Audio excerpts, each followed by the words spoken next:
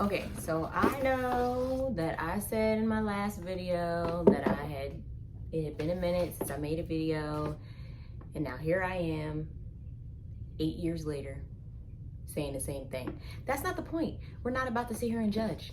We're really not. It's 2020. Well, I mean, never mind. Anyway, I'm back. It's Sequoia with the Chase Street Renaissance, and I have absolutely no real subject to this video other than to just give you a few of my fails, my little tidbits and little toys that I've bought to kind of make my life easier in my candle journey, and little things that I use, and hopefully it's helpful. If it's not, my bad. So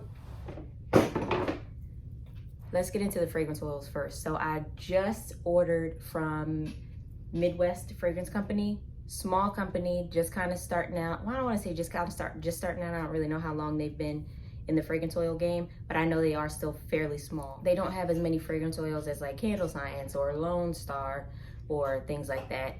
But the fragrance oils that I did order are pretty damn amazing. So from thinnest to thickest, in my opinion, in one of my last videos, I talked about how you may be able to use a lower fragrance oil percentage in your candles if your fragrance oil is thicker. Specifically, I have one here from the Flaming Candle, which is Blueberry Cobbler, very thick. I don't know if you can tell that, but it takes a little, it's thick, it looks thick. And this, I can use a lower fragrance oil percentage. Normally I use 10 in all my candles. I can definitely get away with using 8, maybe even less, and still have a strong hot throw. Now for something like Oat Milk and Honey, it's clear, it's very watery, very thin, smells strong enough out of the bottle, but you know, it's still something where I think this will be a better scent in soap. So I might use this for some soap for my family, but it's a nice scent, but also one of the thinner ones. I got Sweater Weather, Cactus and Sea Salt, Ice Vanilla Woods, Cedar and Lavender. This Cactus and Sea Salt though, this one is probably gonna be one of the first ones. This one is nice. Cactus and Sea Salt. One thing I like about this company is that when you order their samples are 2-ounce bottles as opposed to 1-ounce bottles. Well, you know what? Let me not lie. Right. So Candle Science sample sizes are 1-ounce bottles. Midwest are 2-ounce bottles. So I think that's kind of nice. They give you a little bit more to play with. Let's say when you're trying to figure out if you want to start mixing scents and you have a 1-ounce bottle, it gives you like less wiggle room to sample, you know, to kind of test and mix and all that stuff. But Midwest gives you 2 ounces, so that's pretty nice. So overall, I love all of these scents. I'm not a huge fan of the lavender. It's just lavender. There's no other fragrance mixed with it. But I'm also just not a lavender. I don't like lavender. I love the lavender plant. The fragrance oil in any form or fashion, I can't stand. There's a fly in here. And it's my fault because I opened up the door trying to get some natural light going and not really have to use my ring light. And as soon as I opened the door, it was like he was waiting. It's like he knocked on the door and I didn't hear it. And I just so happened to answer it. And here he come. Anyway. Patchouli. Patchouli's pretty nice too. I honestly didn't know what patchouli by itself smelled like, but the purpose of me ordering the lavender, the patchouli, I got lilac, espresso, just these single fragrances was so that I could kind of mix my own and go and see if I was any good at it, really. So those are really the ones that I got. I got sugared vanilla waffle cone. Not a fan of sugar and vanilla and sugar cookie and all ice cream, like those kind of scents. I grew up with my mom burning those candles pretty much my entire life, and I cannot stand it now. But I know other people like it, so it's not about me. It's about who your audience is, who your buyers are, who you're trying to reach. So remember that when you're buying fragrance oils. That's why I bought the lavender. Absolutely hate lavender. Would never burn a lavender candle in my house, but I know other people like it, so I bought it. Let me get into these little squares here. So these little squares here I got from clearbags.com. If I'm wrong, I will link the right address in the box below. I think it's Clearbags. Anyway, these things come in all different sizes. I decided to get 4 because I didn't really know if I was gonna like it too much, but I actually love it.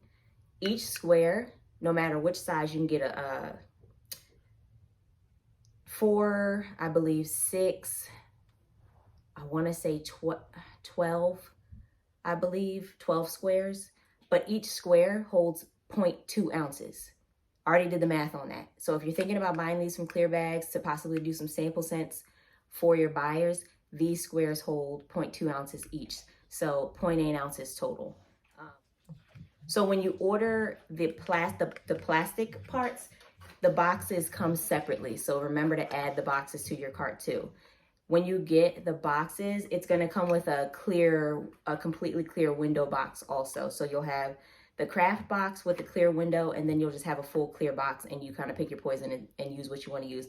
I like the craft box the most. I like the clear box, so I'll have to play with that a little bit and see if maybe I want to just do my wax melts, different shapes and things, like maybe a mold, and then throw them in there. But I have to see, it might cloudy up the box. So it's going to take me some testing and playing around to kind of figure out if I want to continue using these. But so far, I like these. And then it just pops right in the box and you close it up and it looks like that. Obviously, if the 4th one was in there. Yo, this fly is tripping.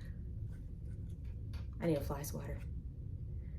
So if I go back and look at this video and I see this fly like back and forth across the screen, I'm gonna lose my mind. And I'm still gonna post it. That's the thing. I'm still gonna post it. I'm not gonna re-record. It just is what it is. I tried to use a mold and go away from using the plastic clamshells for my wax melts because I wanted to cut down on my waste. And the only way you can kind of force people to cut down on their waste is if you as the supplier cut down on yours, right? Because it kind of starts with the suppliers. And then the buyer's willingness to kind of cooperate with that and go along with it. So I bought these silicone molds from Hobby Lobby. They were like $2.99 a piece. I ended up getting about 5 or 6 of them. And I don't recall how much each square holds, but this is actually it wasn't advertised for wax melts. It was advertised for soap. So I said, silicone is silicone, right? What the hell? So I got it anyway. I made, I believe, my Southern Peach. Whoa!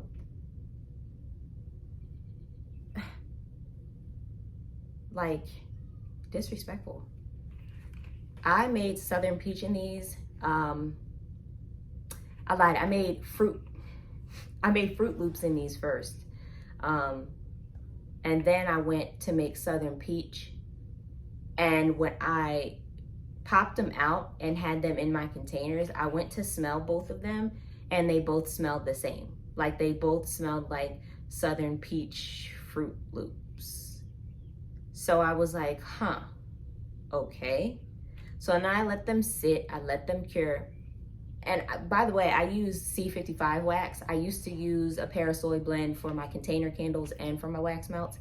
And I did away with both of those because I fell in love with coconut wax. I use the coconut apricot wax for my container candles, and I use C55, which is a coconut wax. I know that it has a small bit of paraffin in it, but I'm not sure what else it's mixed with. I will kind of blurb that around the bottom of the screen somewhere and kind of let you know what's in it. I don't mind paraffin. I know buyers don't mind paraffin. Most of the time, people don't really care what's in their candles.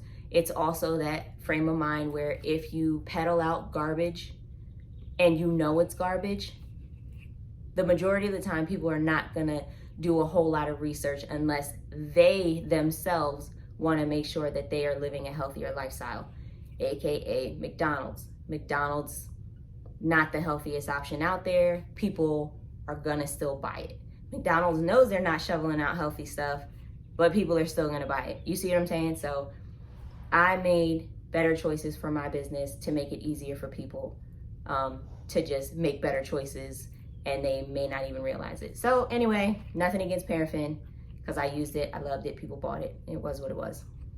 So anyway, I don't think that these were the best silicone molds to use for wax melts, because it just kind of seemed like in the back of them, when I popped it out, the back of them had like a film on it. It was almost like the fragrance oil seeped through the mold. So I don't know if silicone molds are different, like a different quality for soaps versus wax melts, but these definitely need to be soaked in some hot soapy water in between use, which takes more time. And so as of right now, I'm still using the clamshells. Yo, this fly is tripping. Hopefully I can catch it. Oh, I got him. That's right. Oh man, he's gone now, guys. He won't be interrupting anymore. I also got these little doodads from Hobby Lobby, and I just put, they come in different sizes. It's the Spring Shop brand. So normally in Hobby Lobby, they always have the Spring Shop stuff on sale. And this was $9.99. I think it was 40% off, but all the Spring Shop brand stuff was on sale.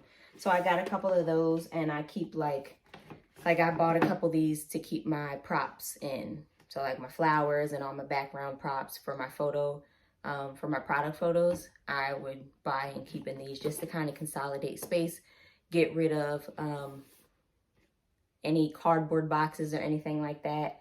I did buy some totes from Walmart that have a seal around them, and 2, 4, 6 latches instead of just the one on each side, to kind of keep my wax in instead of sitting it in the cardboard box in the plastic. My dog also, I don't know if you have a pet, if any of you guys have pets, but dogs like to eat wax. So I don't think that it's toxic to them, but it's wax. So ideally they shouldn't be eating it. My dog got into some of my wax, that paper towels and stuff that I had thrown in the trash. So then I knew I had to get some totes to put my wax in. So 2 more toys that I bought for my candle making shenanigans are these glass measuring cups from Walmart. I bought these originally, and they hold, let's do ounces. They hold 5 ounces. You can go a little above that, obviously, but the line stops at 5 ounces, and I put this in there. I'm sorry, I bought these, and they might have been 99 cents a piece, but I got like 4 of them for my fragrance oils. I learned the hard way that you shouldn't put it in paper or plastic. And then I decided to buy a bigger one. This one holds a half a pint or 1 cup. You can obviously go a little bit above the line if you're feeling froggy, but if you are making large, and it's dirty because I just made candles and wax melts, so these are really handy to have, and I think this might have cost like $2.99, maybe a little bit less, but it is handy. So I got these at Walmart. My last toy I wanted to talk to you guys about before I end the video, because I think I covered a lot in a short amount of time, is my piston funnel, which is also dirty right now because I didn't feel like, I was making candles pretty late and I just didn't feel like wiping everything out. But really easy, just take a heat gun to it and melt it and wipe it out. This is the piston funnel. This is going to make your life extremely, extremely easy if you are going to buy these little sample cube squares from clear bags. By the way, these are for chocolate, not necessarily advertised for wax. So, and I did want to mention one more thing about this, but the piston funnel, you have your stand here. Mine came with a stand, and you set it in your stand. And if you are doing, you know, if you're if you have a spout on your Presto pot, sit it under there like you regularly would. Sit this on top of your scale and then pour it straight into it. It will not pour out of the bottom because this little button here is what allows the wax to flow from the bottom. Really easy clean. Like I said, take a heat gun to it, wipe it out, or take a heat gun to it, press the bottom, let the excess flow through. Wax fell on my leg. This little piece here screws off, and then you can also, you know, clean that out, soak it in some hot water, and then you can kind of see the bottom here. Mine came with 2 other sizes because this hole down here is a specific size, and then here it comes with 2 others that are screwed there, and they screw on there. I haven't used them. It's not necessary. It flows out perfect there, so. But if you're looking for a faster flow, which this flows pretty fast, you have your 2 extra ones there, and I'll link this down below for people who are interested in the piston funnel. But just one more thing on these little squares here. If you're using coconut apricot wax, it's best to heat that wax to about, I've seen people heat it to 220, 230. That's a bit excessive to me. I heat mine to about 210. I heat mine to about 210. Get my fragrance oil in there immediately at between 200 and 210. Mix for about a minute and then pour. That's great if you're pouring it into a glass container. I heat it to 210, add my fragrance oil, stir for 1 minute, and then kind of watch my wax for a little bit with my thermometer in there and wait for my temperature to drop to about 175 to 180. At that temperature, it should be okay to pour into these plastic containers. I made the mistake of pouring it immediately into these containers, and it did distort my square. It started to melt. These cannot handle temperatures at 200 degrees the way coconut wax or coconut apricot wax should be. So I can't speak for any other waxes. I'm sorry, not coconut apricot, because that's container wax. C55, the coconut wax. But same thing, I heat that to 200, add my fragrance oil, let it cool to 175, and then you know, from my piston funnel, I go ahead and add it to each square. So that should be a good temperature. I can't speak to any other temperature of any other wax because all I use is coconut wax. So if you're interested, make sure you remember that. I just bought the best ring light. I will link that in the description box below also. My ring light broke. I was doing my hair one day and had the ring light in the room because I didn't have the best lighting, and long story short, the ring fell off of the stand, like snapped. I don't know what that was about. So I hope you enjoyed that video. I felt like I was rambling, but I feel like I covered a lot, seeing as how I haven't posted a video in a while. Hopefully I haven't lost any followers. So if you have any questions, please leave them in the comments down below. I will answer them to the best of my ability. And I really, really appreciate the subscribers that I've gotten so far. So again, thanks for watching, and I will see you in the next one.